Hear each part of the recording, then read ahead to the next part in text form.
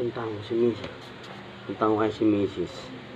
Papa-challenge ako sa kanya. Bigyan ko siya ng 500. Tapos yung straw, papasok niya sa bote, sa loob, sa bilang mata. Tapos di niya alam, lalagyan ko ng uling yung ano, kamay ko, tapos gano. Hindi kayo magalit yun. Pero may pera naman na siya, 500 to. Ngayon, pag pinasok ko, pag nag-challenge ako sa kanya, hindi kayo magalit yun. Bibigyan natin 500 nun. 500 yan. Pero magagalit yun. Sigurado magagalit yun. Pag ano.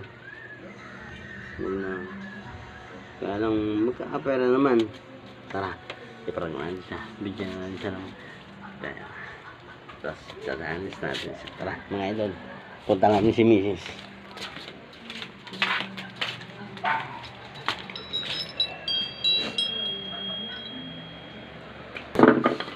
Ayaw, di ma.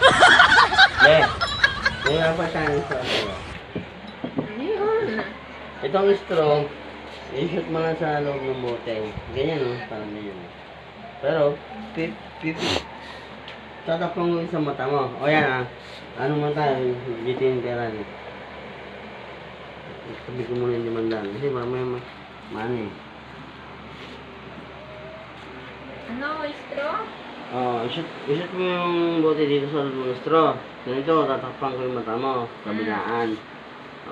Tapos, pagka ano, i-shoot mo lang yung straw. Ha? Testing. Dito.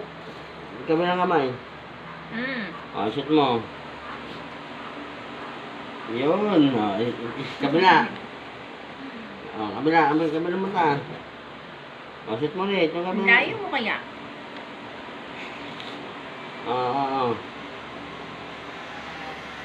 Yun, magaling.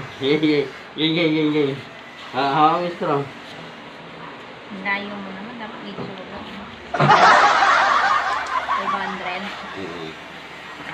500. Game na tayo, ha? Isip mo na. Kabila naman, kabila. Ayaw, di ma.